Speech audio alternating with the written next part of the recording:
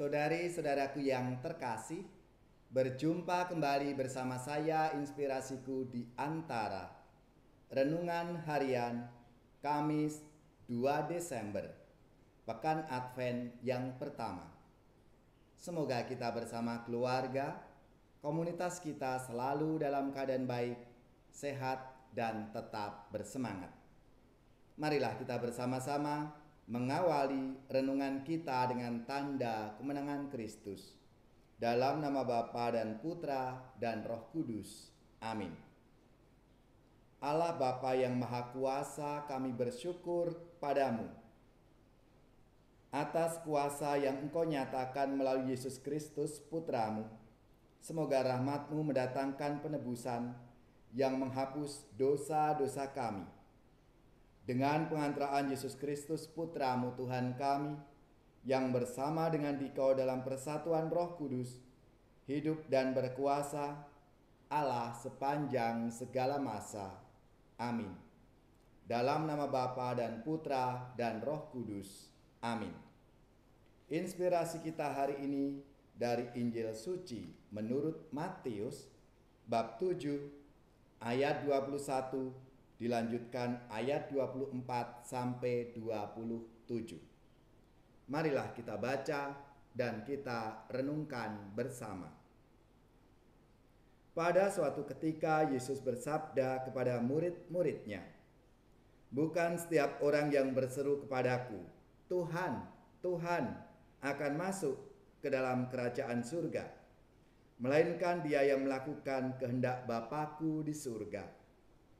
Semua orang yang mendengar perkataanku dan melakukannya, ia sama dengan orang bijaksana yang membangun rumahnya di atas batu. Kemudian turunlah hujan dan datanglah banjir, lalu angin melanda rumah itu. Tetapi rumah itu tidak roboh, sebab dibangun di atas batu. Tetapi setiap orang yang mendengar perkataanku dan tidak melakukannya, ia sama dengan orang bodoh yang membangun rumahnya di atas pasir. Kemudian turunlah hujan dan datanglah banjir, lalu angin melanda rumah itu. Maka robohlah rumah itu dan hebatlah kerusakannya." Demikianlah sabda Tuhan. Terpujilah Kristus. Saudari-saudaraku yang terkasih, iman yang kokoh itu membutuhkan dua unsur pokok. Unsur yang pertama adalah mendengarkan firman Tuhan, lalu yang kedua melaksanakannya. Mendengarkan firman Tuhan bisa melalui dua cara, yaitu membaca kitab suci, lalu kita merenungkannya, dan mendengarkan suara Roh Kudus yang ada dalam hati kita. Karena Roh Kudus itu yang akan mengingatkan kita pada kata-kata yang disampaikan oleh Tuhan Yesus. Mendengarkan firman Tuhan bukanlah pilihan untuk bisa mempunyai iman yang kokoh, tapi suatu keharusan. Firman yang diresapkan di dalam hati akan menjadi semakin kokoh, menjadi dasar banyak nilai lain yang seringkali berlawanan dalam hidup kita. Maka ketika firman itu dilaksanakan dalam hidup yang nyata, yang konkret, maka akan sungguh relevan sekali. Kita hidup berdasarkan firman Tuhan, kita percaya bahwa firman Tuhan itu benar dan efektif, maka kita harus melaksanakannya secara konkret dalam hidup kita sehari-hari. Namun kita harus ingat bahwa dalam hidup bersama, di tengah-tengah masyarakat, di tengah-tengah kehidupan kita itu, untuk bisa melaksanakan firman Tuhan tidaklah mudah. Ada banyak nilai lain yang seringkali berlawanan dengan firman Tuhan itu. Bahkan seringkali nilai yang berlawanan dengan firman Tuhan itu lebih banyak yang mengikutinya. Kita pun lalu merasa seperti orang asing yang menghayati nilai aneh di tengah-tengah mayoritas yang beda keyakinannya. Jika kita tidak kokoh membangun iman kita, bisa jadi kita ini lalu goyah menjadi ragu-ragu dengan keyakinan kita sendiri. Oleh karena itu, saudara-saudariku yang terkasih, kita perlu berdoa. Mohon rahmat iman dan kasih yang benar kepada Allah, agar kita tetap setia menjalankan kehendak Tuhan dalam hidup kita yang konkret. Lewat sabda Tuhan hari ini, kiranya kita diajak untuk menyadari supaya kita beriman dengan teguh dan setia, maka dasarnya harus kuat.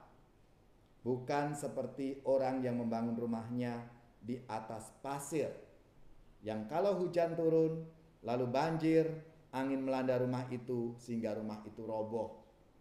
Rusaknya lebih hebat. Tapi kalau kita mendasarkan iman kita seperti orang yang membangun rumah di atas batu, maka kita akan tetap kuat meskipun banyak goncangan, banyak hambatan-hambatan dalam hidup kita. Saudari-saudaraku yang terkasih, maka marilah kita selalu mendengarkan, merenungkan sabda Tuhan dan melaksanakannya di dalam setiap pengalaman-pengalaman hidup kita setiap hari. Bahagia manusia yang tidak tuli hatinya, yang mendengar sabda Bapa, tekun melaksanakannya. Sabda Tuhan penuh daya, yang tersesat dipanggilnya, disembuhkannya yang luka, yang mati dihidupkannya.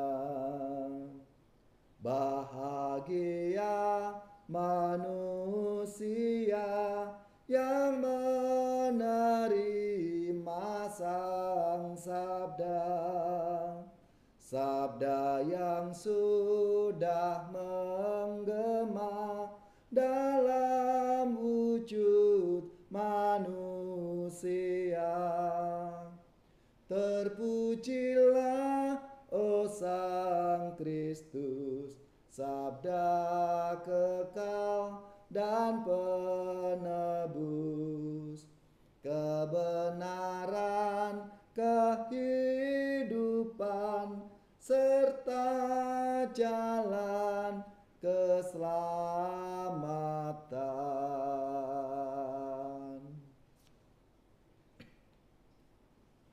Semoga saudari-saudara sekalian, keluarga-keluarga dan komunitas kita, orang-orang yang kita doakan, mereka yang sakit, yang menderita, seluruh tugas, belajar, pekerjaan, usaha serta karya pelayanan kita dibimbing, dilindungi dan diberkati oleh Allah yang Maha Kuasa, Bapa dan Putra dan Roh Kudus. Amin.